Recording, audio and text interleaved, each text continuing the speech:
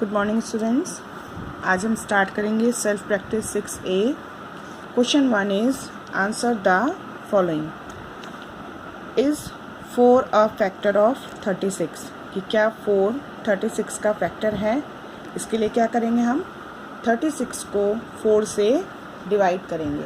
अगर 36 पूरी तरह से 4 से डिवाइड हो जाता है, मतलब अगर रिमाइंडर नहीं बचता है, दैट मीन्स कि 4 36 का फैक्टर है।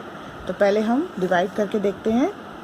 4 से डिवाइड करना है 36 को। 4 9 जा 36। ठीक, ये पूरी तरह डिवाइड हो गया है ना। तो क्या होगा, 36 इज एग्जैक्टली डिवाइडेड बाय 4। कि 36 एग्जैक्टली यानी पूरी तरह से 4 से डिवाइड हो गया है। सो 4 इज अ फैक्टर ऑफ 36। ठीक है, कोई नंबर किसी दूसरे नंबर का फैक्टर है या नहीं, ये फाइंड आउट करने के लिए जो बड़ा नंबर है उसे छोटे नंबर से डिवाइड कर देंगे। अगर पूरी तरह डिवाइड हो जाता है, इट मीन्स वो उसका फैक्टर है। Second is 8 a factor of 91? क्या 8 91 का फैक्टर है? तो अब हम 8 से डिवाइड करेंगे 91 को। 8 1 जा 8, 9 माइनस 8 1, ये 1, 8 1 जा अगेन 8 और रिमाइंडर बचा 3। तो ये पूरी तरह से डिवाइड नहीं हुआ है ना। तो जब पूरी तरह से डिवाइड नहीं हुआ है, इसलिए क्या लिखेंगे, 91 is not exactly divided by 8, so 8 is not a factor of 91। ठीक है। Now third is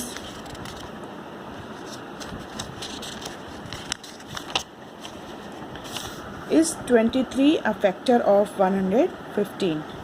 23 से डिवाइड करेंगे 115 को। तो 23 5 जा 115, 115 माइनस 115 0।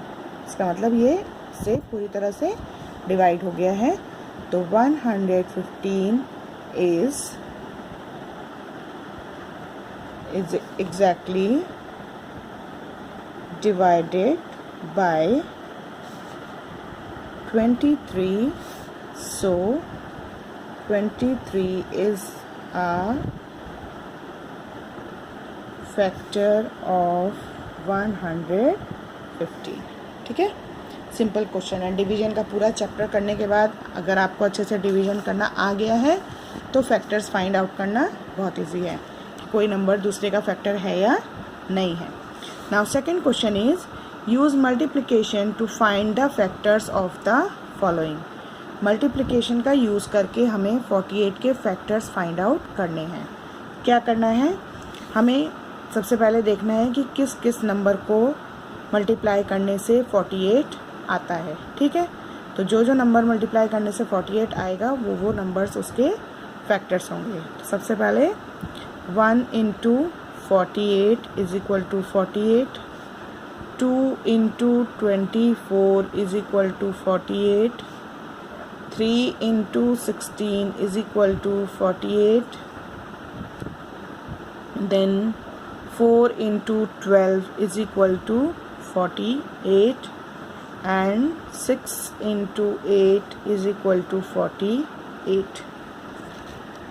ठीक है, इन सारे नंबर्स को जब हम मल्टीप्लाई कर रहे हैं तो 48 आ रहा है। सो अब जब फैक्टर्स लिखने हम स्टार्ट करेंगे तो असेंडिंग ऑर्डर में लिखेंगे। ठीक है, तो पहले ये नंबर्स लिखते हैं 1 2 3 4 6 8 12 16 24 and 48 are the factors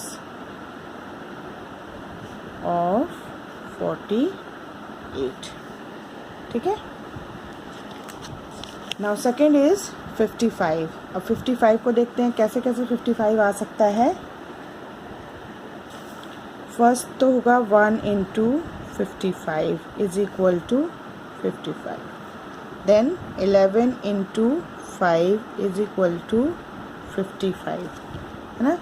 और तो कोई नंबर नहीं है जिसको मल्टीप्लाई करने पर 55 आए. सो 1, 5, 11 and 55 are the factors of 55. Okay. Now third is 42. 42 किस किस को मल्टीप्लाई करके आएगा. 1 into 42 is equal to 42. 2 into 21 is equal to 42. Then 3 into 14 is equal to 42. And 6 into 7 is equal to 42. और कोई नंबर है. 4 की टेबल में नहीं आएगा. 5, 6 का हो गया. 7 हो गया. 8 की टेबल में 5 जा 40. और तो कोई नंबर नहीं है. सो 1, 2, 3, 6, 14, 21 and 42 are the factors of 42. ठीक है. तो ये दो क्वेश्चंस, फर्स्ट क्वेश्चन और सेकंड क्वेश्चन जो मैंने आज आपको करवाया है, इसको आप कॉपी में कंप्लीट कर लेंगे. ठीक है. और प्रैक्टिस के लिए आप लोग रफ कॉपी में नंबर्स लिख के, कोई भी नंबर्स लिख के उसके फैक्टर्स फाइंड आउट कर सकते हैं. प्रैक्टिस करेंगे तभी आप अच्छे से इसको सॉल्व कर पाएंगे, क्योंकि इसमें कोई कैलकुलेशन नहीं है. यहाँ ये कोई कैलकुलेशन नहीं है. ये केवल आपको टेबल्स अगर अच्छे से लर्न है और आप फटाफट नंबर को, छोटे नंबर्स को डिवाइड कर पा रहे हैं, तो आप ये फाइंड आउट कर सकते हैं कि किस किस नंबर को मल्टीप्लाई करके कोई तीसरा नंबर आता है. ठीक है. जैसे यहाँ 42 1 जा 42 तो होता ही है, तो पता ही है. लेकिन फटाफट से हम इसको 2 से डिवाइड करके, 3 से डिवाइड करके भी मालूम कर सकते हैं, है ना.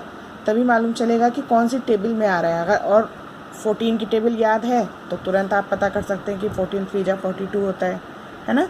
तो ये आपके प्रैक्टिस पे है. जितना ज़्यादा आप प्रैक्टिस करोगे उतना इजीली आप इस तरह के सम्स को सॉल्व कर सकते हो. ओके.